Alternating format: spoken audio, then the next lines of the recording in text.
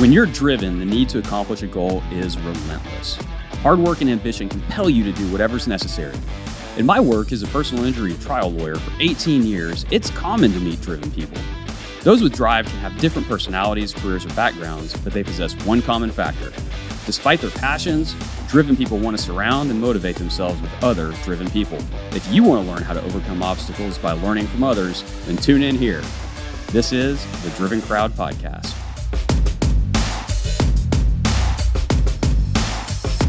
Thank you for tuning in to episode 15 of the Driven Crowd Podcast, fueled by Snelling's Law. I'm your host, Scott Snellings. Our guest today I've known for many years. Her early background is in speech therapy with a master's in speech pathology.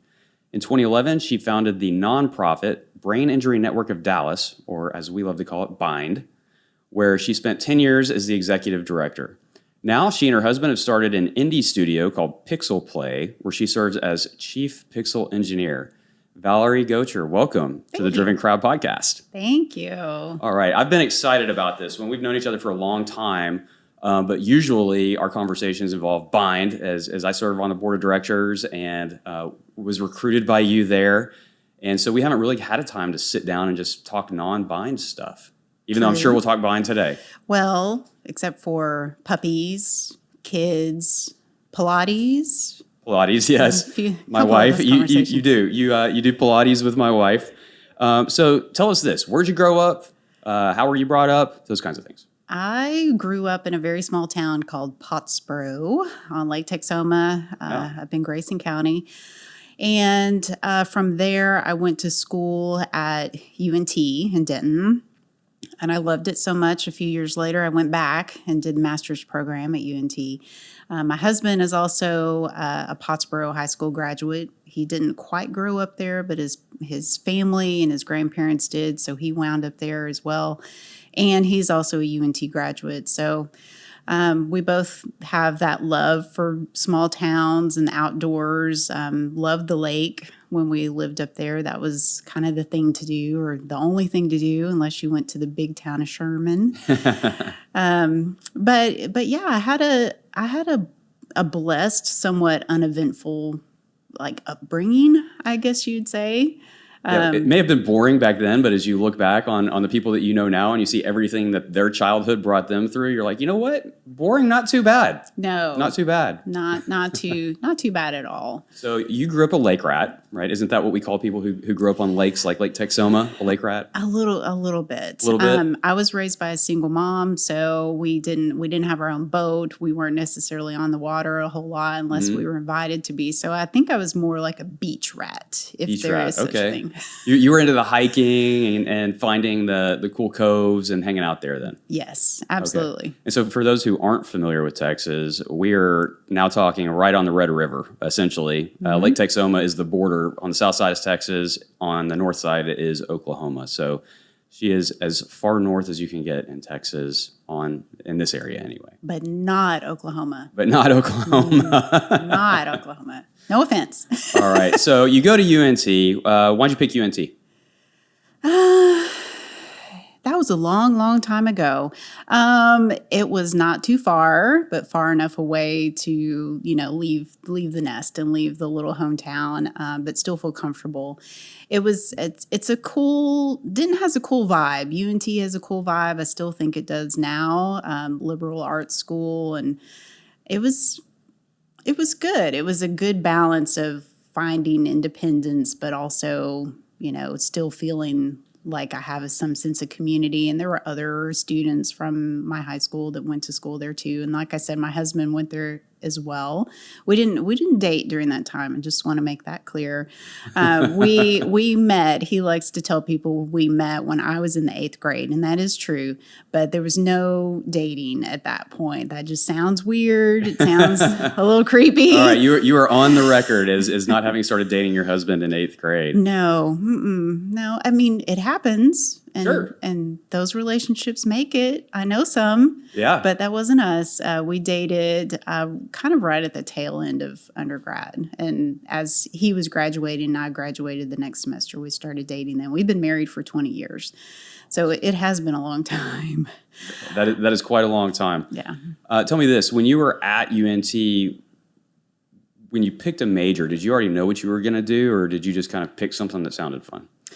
At that time, I wanted to work with children. I felt like teaching was the path for me, and UNT was a great teaching college, of course, great education programs and that kind of thing. So I started out as an elementary ed major and kind of found a little bit of a different path along that way, and I wound up with a degree in child development and psychology because I wanted to do something more than be in the classroom. I felt like there were more opportunities with a little bit more of a generalistic or early childhood degree. I wound up working for Child Protective Services of all places in Dallas, and that was somewhat of a culture shock for the small town girl to now work in the middle of Dallas with some rough people in rough neighborhoods and very rough circumstances as well. Very rough circumstances, very stressful situations for families. And I did that for a few years. And as much as that was a difficult job, and it is a difficult job to be a social worker with Child Protective Services, I was actually a legal ongoing caseworker. So that might be interesting to you. I didn't do investigations rarely, but I did all the court stuff. I did all the hearings, and I did all the permanency type of work to either try to reunite families or figure out what's the plan for this kid or children in the long run. And legally, what do we need to do to make that happen? So it was interesting. I learned a lot. Well, I had no idea that you worked for CPS. Our previous guest, Dan Powers, started off his career at CPS as well. Wow.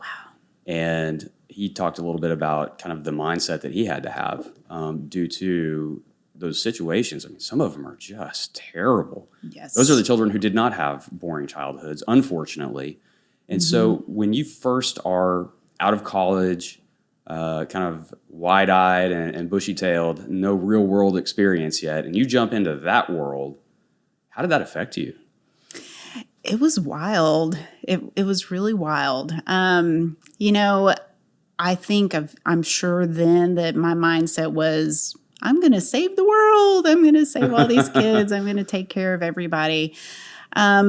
But looking back, I think that was probably my first experience in trying to figure out how to establish healthy boundaries between work and home, and how do I leave that behind so it doesn't affect me mentally or emotionally or even socially out with, friends. Like, how do I still be me and not be completely ingrained in this really difficult type of 9-to-5 job that I have? And of course, I would get calls in the middle of the night. I would get calls on the weekends because I had a split caseload of maybe what you might call active cases. So cases where the kids were not yet in their permanent situation. And then the other half of my caseload were kids that were permanently under the care of the state. So they no longer had any parental rights. So they were in maybe long-term foster homes looking for adoptive homes, or they were in some kind of treatment center, which was really, really difficult. So when those kids would act up, I would get a call and, come move them, come get them. So I drove all over Texas.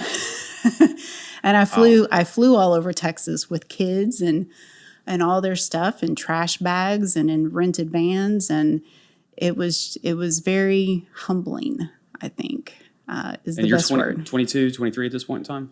Yeah, somewhere in there. Yeah. Wow, pretty young. 22, 23, no family of your own, obviously, in terms of husband and kids, anything like that at that point. And you're shoved into this completely different world. You talk about having to learn pretty much immediately how to separate yourself from work Valerie and personal life Valerie. How did you do it? The one thing that I remember is that we had a really strong team, and we were divided into what was called units. So I'll just refer to them as a team, but we had a really good group of ladies that worked together, and we you have to support each other. You have to chip in. You can't always be at the office to supervise a visit. You've got to rely on your coworker to help you out, or you can't always go to point A, B, and C, and D to pick up 4 different siblings that are placed all over Dallas County or Collin County and beyond for a visit. So you had to learn how to ask for help.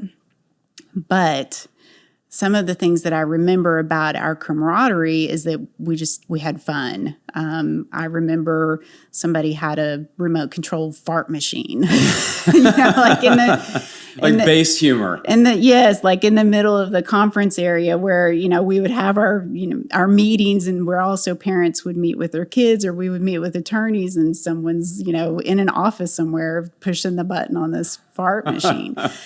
So we really had to laugh together, of course, very privately and very confidentially, at the mistakes that other people would make and the lies that they would tell us that they really thought we believed.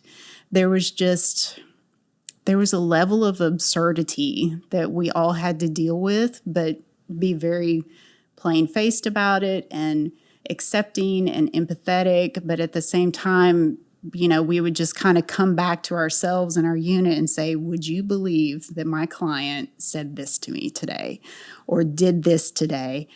Oh my, and we would just roll. We had to laugh about it because it was just so absurd. And so that's where you developed your poker face during that time as well. Probably. Yeah. Yeah. Well, and so it sounds like, you realize the importance of a team and being able to separate yourself from those awful, awful scenarios. Mm-hmm. And as we move forward, I want to keep that in mind, because you start up a couple of different things as you move forward through your career. And I want to go back and ask you how you maintained that ability to separate yourself whenever it's just you. You didn't have a team necessarily to rely on at that point. Right. And so I want to keep that top of mind. So you worked for CPS for a couple of years? I was there for somewhere between 3 and 4 years. Okay. And I haven't thought about that work situation in I don't know how long. So interesting that you went way, way back today. But I've always been really grateful for the experience, because as I was working with a lot of these kids, I was responsible for connecting them with services and their parents and whatever extended family members were going to be directly involved. So that meant that the kids that were on my caseload who needed therapy, who needed skilled therapy, I was sending them to people like me, speech therapists, physical therapists. I worked a lot with kids that were just neglected, that didn't have those services or didn't have proper dental care or nutrition in their first few years of life and had a lot of speech issues. So that's how I came to kind of look at speech therapy as the next step. And I'd always known I wanted to go back to school and get a master's degree. I just didn't know really what in, and that was what led me there. So always been really grateful for it, that CPS experience for kind of showing me that way. But when I was in school for my master's, I kept the job with the state. So I worked with the state for a little bit. I had a great supervisor who said, sure, we'll be flexible, make your own schedule around this and this and this, and start going to school and start taking these classes. And when I got to a point where there were no more night classes or evening classes to be taken, I had to make a choice. So I left there and went to school full time. And I started on that path of, again, working with kids. And I did all of those practicum experiences and earned my hours with the little ones. And I liked it and I enjoyed it. And I did a stint at an elementary school. So that kind of brought me kind of full circle back to that elementary ed, right? That initial path that I thought was mine to take. And I was not happy. I was not happy there. So I started working with adults in the clinic, initially totally freaked out. I remember telling my mentor, my supervisor, I said, I don't know what to talk about with this woman. I don't know what to do. I can't give her stickers for good behavior. That's insulting. And I just remember her saying, Valerie, just sit and talk to her. Just talk. And I was like, oh, I was beyond flipped out. I remember the woman very clearly. Her name was Mrs. Foster. She had had a stroke. Her husband was one of the founders of the astronomy program at UNT. Oh, wow. So a very, very well-known couple, and he was retired at that point. Of course, this was many, many, many, many years ago. So I'm not too worried about giving their names. They were great people. So she was my first adult client, and I loved her. I loved it. I loved every second of it. So I just did that full okay, I'm going to be a speech therapist still, but I want to work with adults, and this is it. This is what I was meant to do. And so let's kind of go back to CPS. You're working full-time at CPS, and you're taking night classes. For a little bit. I did have to leave the job and start doing school full-time. So I got one of those, GSA type jobs in the clinic. So I feel like I spent a couple of solid years living at the speech and hearing clinic at UNT. Absolutely. And so as you're doing that, that's a full schedule. How did you learn how to manage your time? And is that something that you've continued on to this day, or have you learned lessons since then? Oh, absolutely. I'm a pretty structured and organized person. I don't have to think. I'm shocked to hear that. Oh gosh, I know, right? Well, that ties into the tattoo story if you want to go there at some point. But absolutely, we love talking about tattoos. I'm a very structured person. My brain kind of automatically thinks to, what's 5 steps ahead, or this is the vision, and I can work backwards and forwards from that. So I don't have to put a lot of thought into how to get myself organized around something or manage my time well. So I did in grad school, and I still do today. I kind of tend to use colors. I am visual in a way. I still like to see my entire calendar for the entire month all at one time. I have everything color-coded on my Google Calendar. I did the same thing in school. I had a different color for every subject. It was, maybe it's a little too far that I go with Well, don't ask to see my calendar in my briefcase over here, because you might see the exact same thing. Is it color-coded? It may or may not be. I'm not going to answer that question. Yay, I'm not the only one. So that helped me tremendously. At that point, actually, in my life, I was not a heavy reader. I never had been. Reading was always difficult for me growing up. I was a slow reader, and I would tend to kind of get distracted and days off or dream away into something else. So grad school, you can't be a poor reader. You've got to buckle down, and you've got to work harder when that's a challenge for you. So I had a whole system. I still have my notes, actually. I still have all of my notes in my house.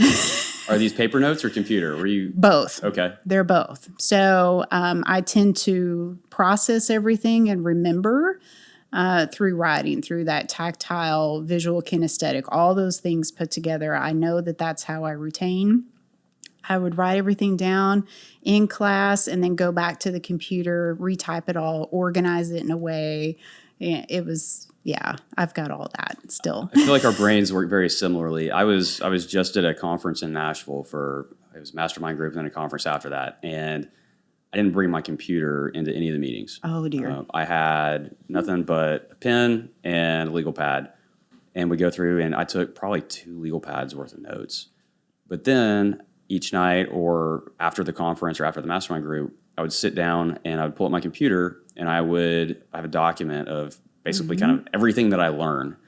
And I organize everything. I bullet point it out, and then I highlight the stuff that are ideas, or I have a separate list for books that I need to read or things like that. And what it does is it goes through and it helps me to flesh things out, right? I may have an idea that somebody brought up, or an idea that goes off of something that somebody brought up. And that's my time kind of in a quiet area to sit there and think it through. And sometimes I just scrap some of the things. I'm like, that would work for this, but that's not really for me. Right. But organizing those things from my paper notes, and unfortunately sometimes like mid-thought, something else is said and I move on to the next note and I don't finish my thought. But organizing those things into a Word document for me is so helpful. Ask me how often I look at the Word document.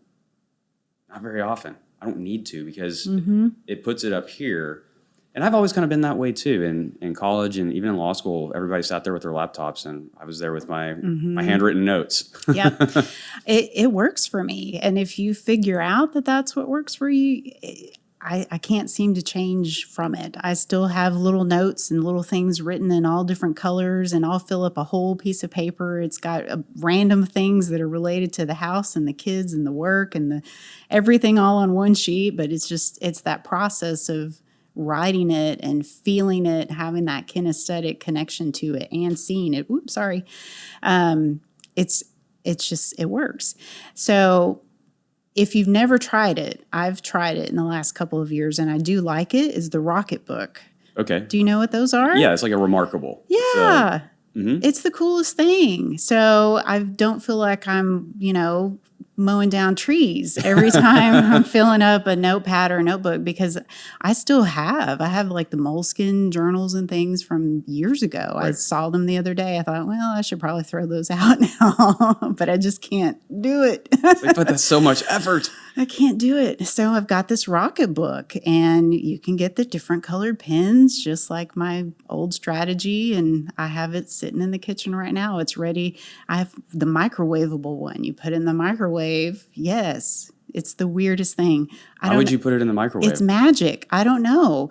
But you put a coffee cup of water on top of it, and somehow maybe the steam that's produced in the microwave, you microwave it for 30 seconds at a time and flip through it, it erases the ink. That's how it erases. I have no idea. I've never used one before. Isn't that weird? That is weird. It's so weird. What are you doing? I'm microwaving my Rocket Book. Yeah. But I mean, you can also incorporate it into your tech gadgets too, because it's got all these little symbol codes, and you can get the app and take a picture of it and make it a file and all that. And I've kind of done that, but that's not really why I got it. But it's really cool if anyone wants to check it out. Well, and the other thing too for writing notes for me is I have to listen. Right? I can't just verbatim take down what somebody's saying.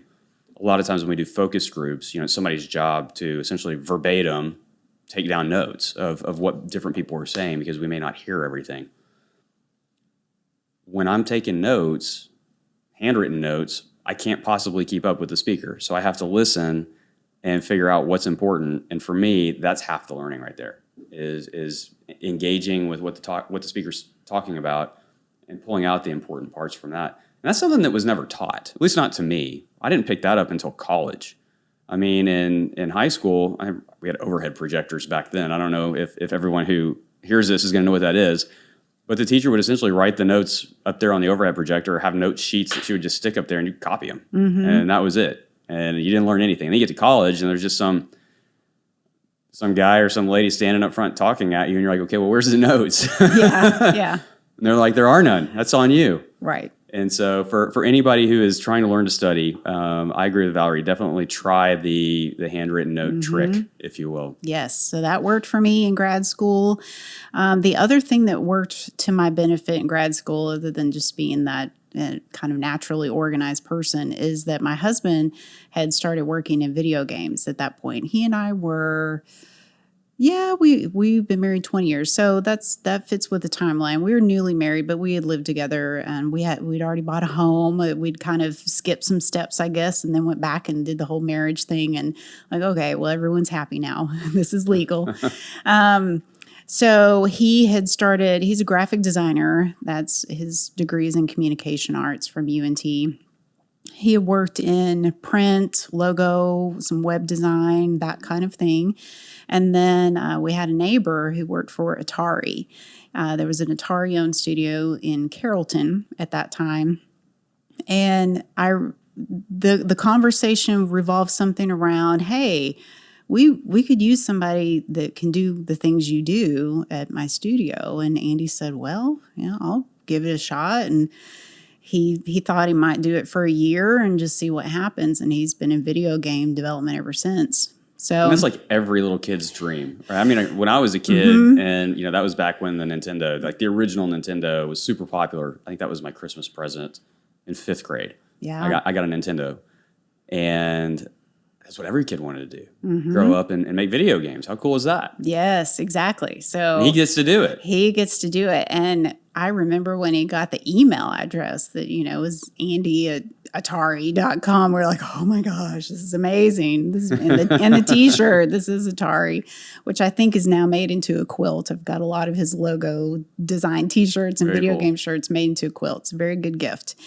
Well, we did not know the amount of hours that should have been anticipated in working in that industry. So he worked ridiculously long hours. And that meant I had uninterrupted time at home to read and to read and to study and to read and to study. So my grades were usually very, very good in those semesters where he Where he was Atari guy. where he was crunching, as they would say. So, at the tail end of a project or a big console game, it's a team of 100 people that takes them a couple of years and millions of dollars to produce these big games. And it was just a whole new world, but he really loved it. And, we didn't know better. I think we do now, especially as parents, like, oh, it's okay to work 60 or 70 hours a week. No big deal. We've got plenty of energy. Yeah, back then, hey, what's stopping you, right? Yeah. So I made really good grades. That's the moral of that story. So you make good grades, you get your master's degree, and you decide that you want to start working with adults. Yes. Tell us about that. How did Yes. that start out for you, and how did you transition from there to Bind? Okay. A speech pathologist has to complete what's called the clinical fellowship year. So it's typically 9 months, because for speech therapists to go into the school setting, that's a 9-month contract that first year. But you've got to have a supervisor. You're not fully accredited, that kind of thing, or licensed. You've got a license, but you don't have the whole world and all the letters behind your name that first year. So I worked in what's called a skilled nursing and long-term care facility. So a combination type of building where we had short-term residents that were recovering from maybe a reconstructive surgery, a knee replacement, or a broken hip, orthopedic, a lot of those types of things. Okay. And then the other half of the building were longer-term residents, so maybe people with dementia, very elderly. I did that for a year. I really loved it. I had a great time. I worked with, again, a great team, and very supportive of each other.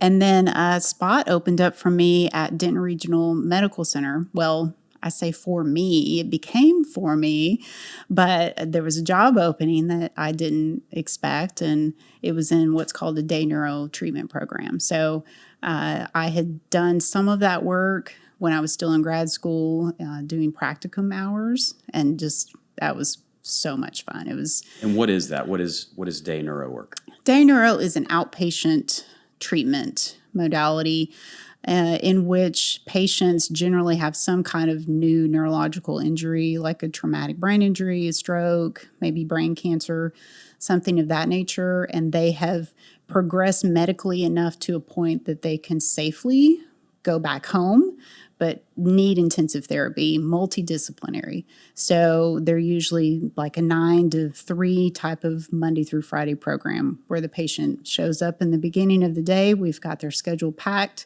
They see every therapist under the sun, and then they go home exhausted at the end of the day and come back and do it again the next. And so all of these people are adults who grew up with no issues for the most part, and then suffered some sort of an acquired injury, like you said, either a stroke or a TBI of some sort. How was it different dealing with those people who, came from, an average life to all of a sudden totally different, having to relearn everything in some circumstances? It takes a really significant toll. It is a very stressful experience for both the patient and their family members. Especially, I would see a lot of psychosocial adjustment issues, maybe for folks that are about our age, a little older, that are kind of in that prime of their Mid-20s. career. Yeah, mid-20s and the prime of their career. But, that really feel like, oh, I'm good. Like everything's in its place, and my kids are in school and we're just trucking right along. Maybe I'm going to put them in college, and then boom, everything changes. So the financial impact on families that experience this is also devastating, because there's typically a significant loss of income. If someone does qualify for disability benefits or something like that, there's no guarantee that that's going to happen immediately. It might be years. They might go through denials. Companies might not rehire someone back for either the same job or even for a modified job position. So that takes a toll on folks. But a lot of what I kind of took from the patients and that experience is that they didn't feel like they necessarily fit in to their life anymore. And, friends and family might be supportive, and coworkers might be really supportive and kind of rally around you for a little while and bring you meals and things like that. But when someone is dealing with the impact of a chronic brain injury, you're talking about what could be a significant lifelong struggle with all the chronic impacts of everything that comes with that. So it's not a sprint, it's a marathon. And it's really difficult. So I was still a little naive, I think, at first. I'm going to save the world. I'm helping everyone. I'm doing all this great work. And I was. And my team did phenomenal work. And many of them still work together. And, of course, we stay in touch all the time. So, we would do our drill and practice across the table, kind of like you're across from me. Right. Speech therapists are notoriously really good at writing upside down, even numbers. It takes some practice, but I'm typically across the table from my patient. We do these drills day in and day out, and drill and practice and drill and practice. But what I was really interested in the most as a speech pathologist, but as a human, is how are they going to apply this when they walk out of here, and how are they going to do when they graduate from this program? So I evolved into really focusing on what's functional, what's meaningful, what really is going to generalize from this setting across the table, drill and practice, to the real world that's outside the door. Because a lot of these people, once they do return to health, if you will, right? They're non-acute. They can go out on their own. They can live at home. They can do these things, and they look normal. Yeah. They could be walking down the street, and you would have no idea that anything's going on. And what we see in traumatic brain injury victims that we represent and that we get to know is that that's often the hardest part, right? Is you have this person who, by all looks, seems completely normal. And they may be able to carry on a conversation perfectly fine.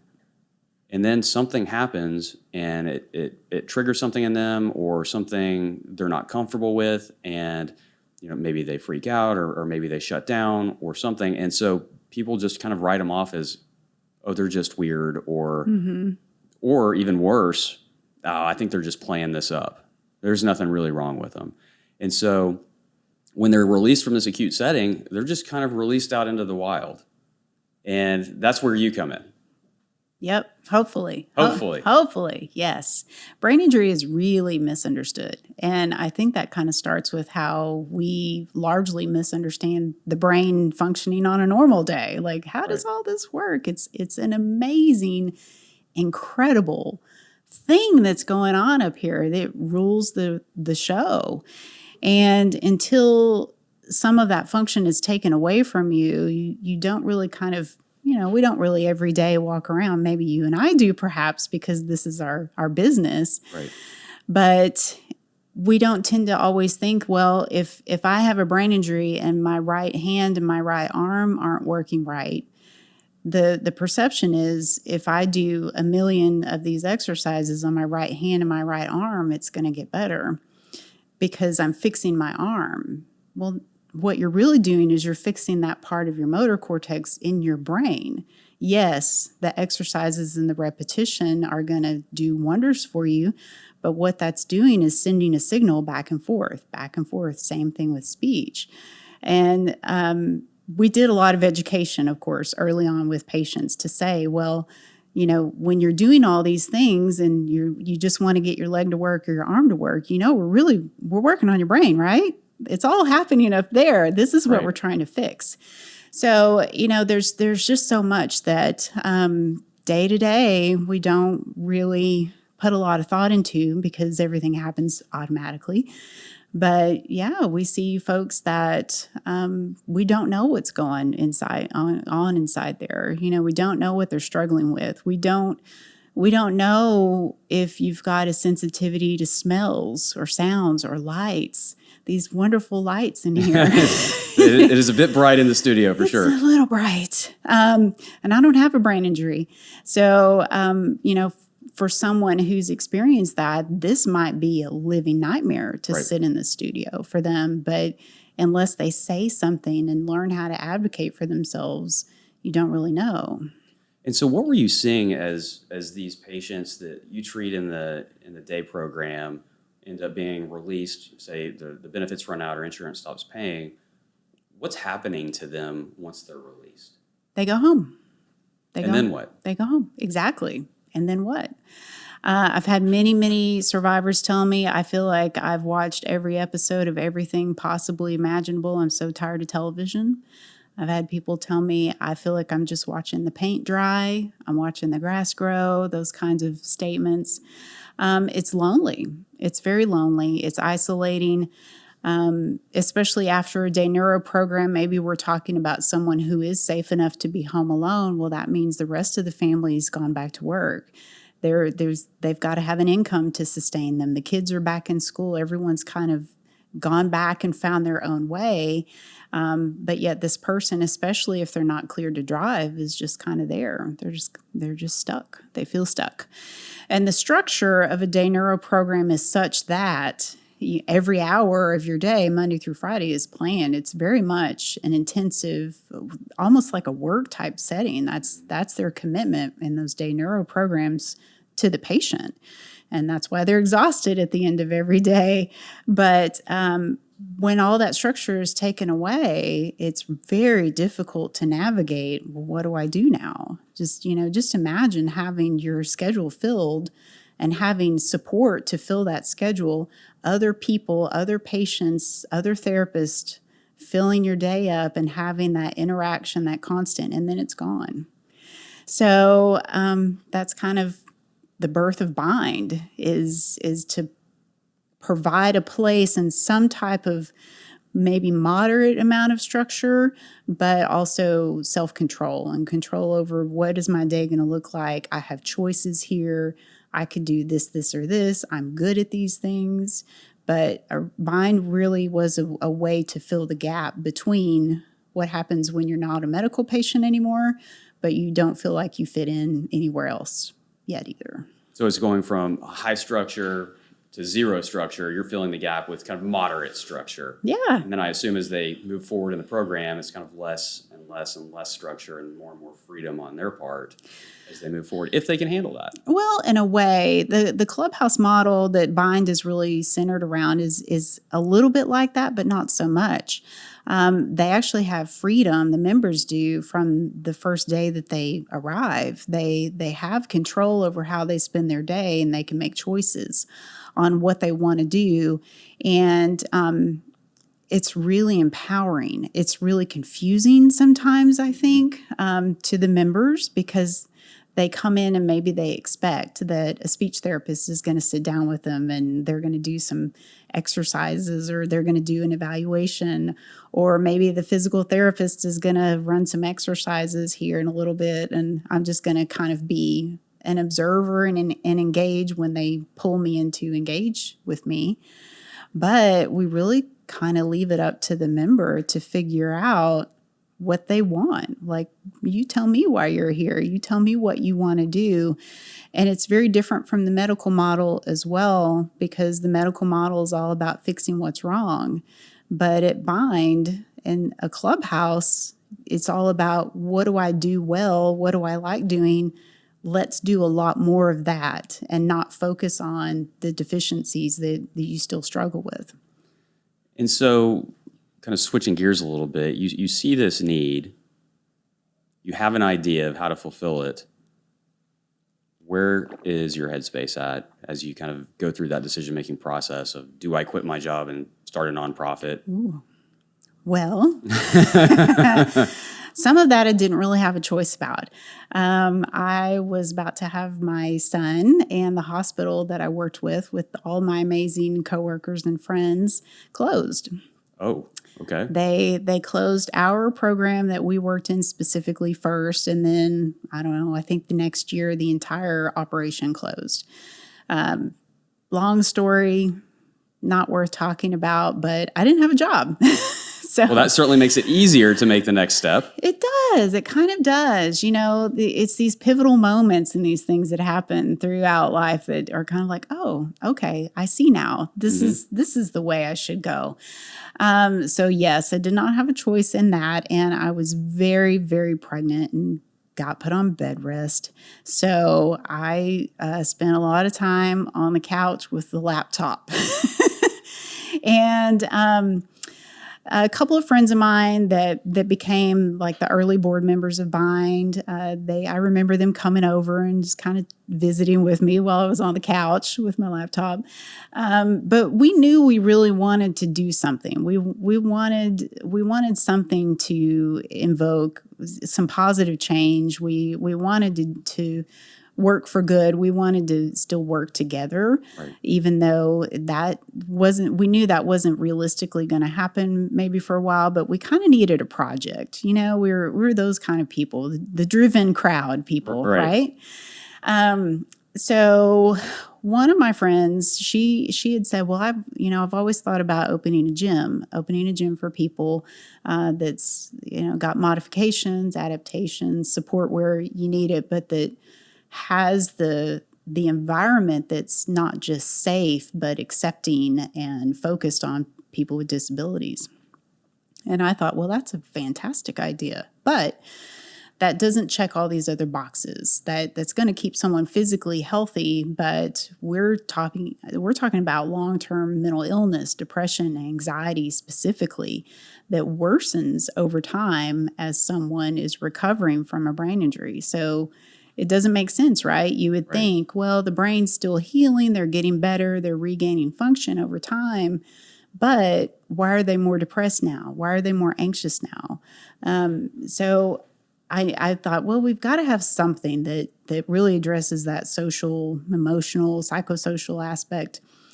So we just kind of kept playing around with some ideas, and I wound up going to a conference in Chicago that was all about the continuum of care and community engagement for people with brain injury. And there was someone on a panel that ran a clubhouse in Chicago. And I said, that's it. That's what we need in Texas. That's what I'm after. That's it.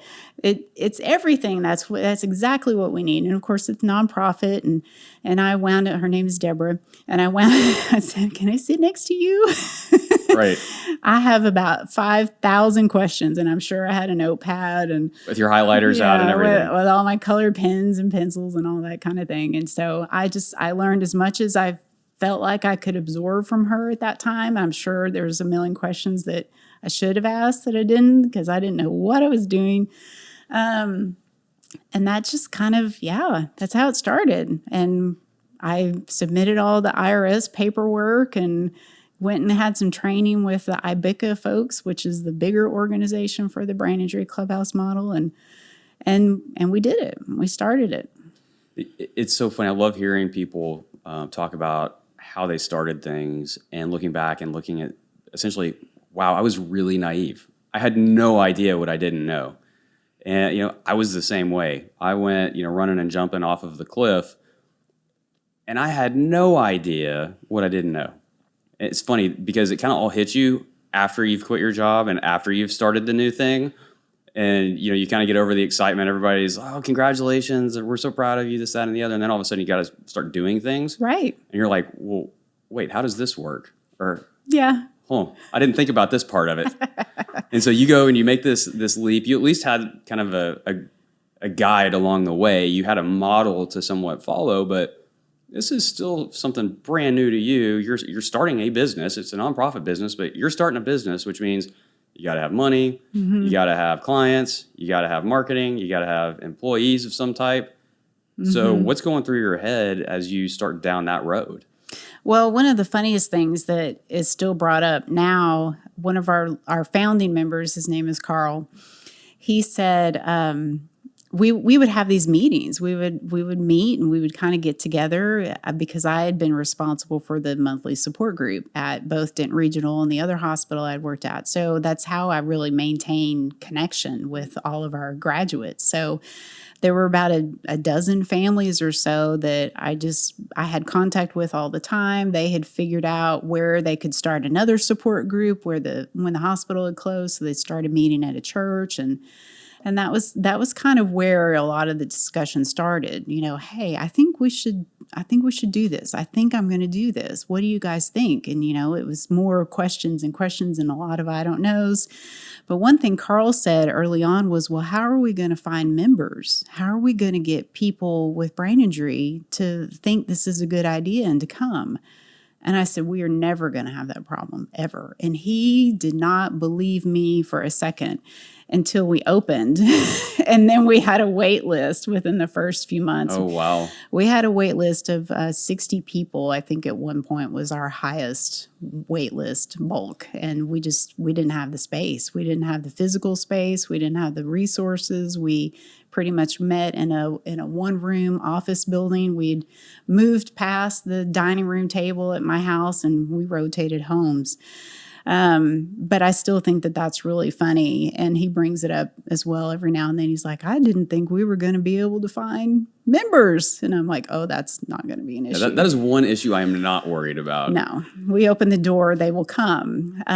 So I was never worried about that. But yes, I had to learn fund development. I had to figure out how to take my organizational skills and create databases of donors and keep track of all of that. And how to write grants. I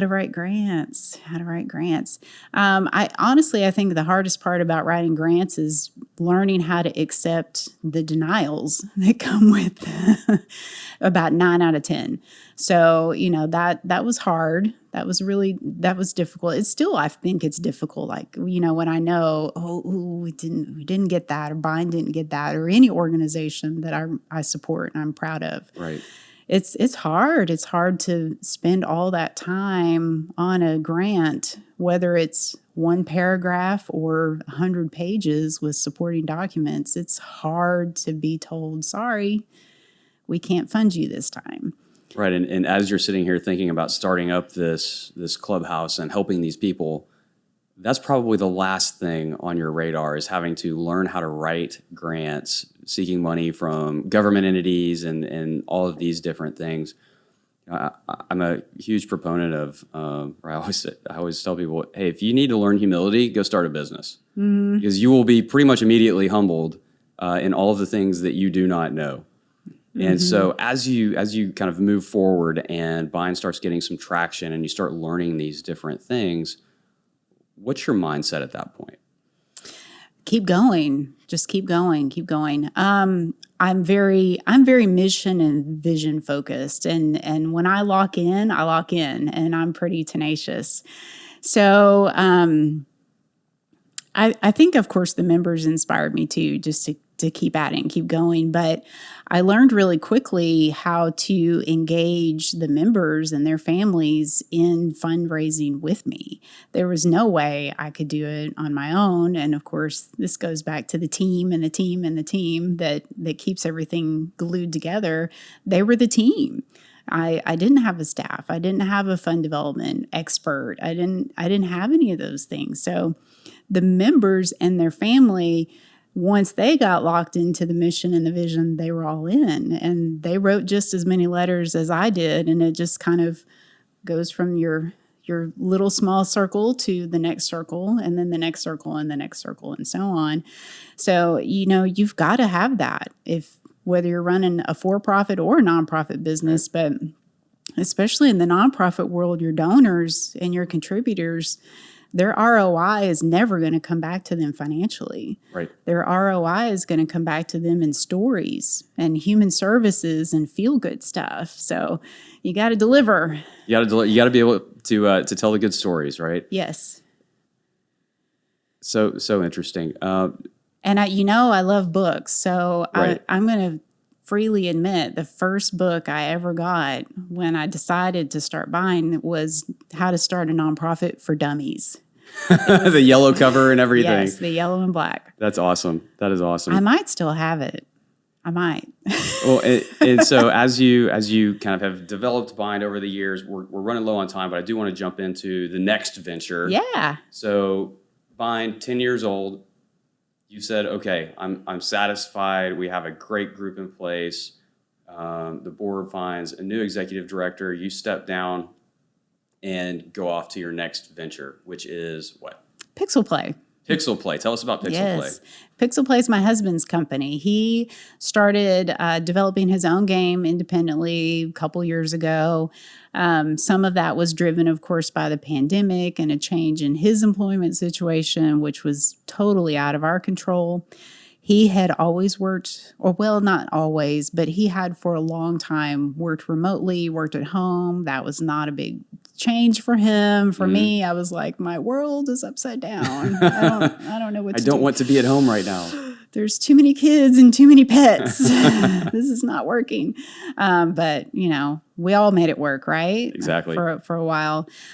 So I was, it's kind of, again, where those moments happen, where you just kind of, this comes together at the same time, this comes together at the same time, you're feeling this kind of a way, and all that just merged. And about a year ago, he was planning for the launch of his first game as an independent title under Pixel Play LLC, and I said, well, I could run your social media, I could do that, and I could do this, and then it sinks in, I can't do that at the same time I'm doing this other full-time plus full-time job. So something's got to give, and he and I just got really excited about the opportunity that we could have to work together for the first time, like on paper, in our 20 years of marriage. So that's what we did. And I'm kind of the marketing person and kind of the business dev person. I'm the math person. Between the two of us, he's the creative. He is the full-on creative. He's brilliant. His design is great. He can execute a vision in a paper form with all these colors, and I can execute a vision, but in a very different way. So we complement each other well. And I've been selling his free mobile game called Pixel Play. All right. So how can we help you out on that? Pixel Play. Pixel Play. It's on the App Store. All right. It's spelled PXL PLAY, and it's a free endless runner. It's for everybody, all ages. It's a simple tap, easy to learn. We've got Halloween characters and winter characters. It's just a cute, delightful escape from the everyday. All right. So everyone listening to this, go to the App Store, download Pixel Play, and it is free. It is free. You can't beat free. You can't beat free. And it'll be on the Android very soon. Fantastic. Very, very, very soon. All right. Last couple of questions. You're a reader, so give us your top 3 favorite books. Oh, my goodness. Any genre. I'm probably going to name some recent ones. Not that they're my favorite, but they're my favorite right now. Yep. Atlas of the Heart, Brené Brown. Okay. Talking to Strangers, Malcolm Gladwell. Mm-hmm. That's a good one. I'm reading one right now called Hug Your Haters, and it's kind of interesting. It makes sense. In the nonprofit world, in the for-profit world, in the healthcare industry, in whatever work you do, how to hug your haters. It's interesting. Interesting. I've not heard of that one. I've heard of the premise, Yeah. obviously, but I've not heard of the book. So I'll go pick that one up too. If you say it's good, It's we'll trust you on that one. Yeah. All right. Well, Valerie, thank you so much. There's so much more that I want to talk about. I wish we had another hour, but thank you for your time. And thank you to everyone out there for listening to The Driven Crowd, especially my good buddy, Mr. Voigt. Graham, I'm talking to you, bud.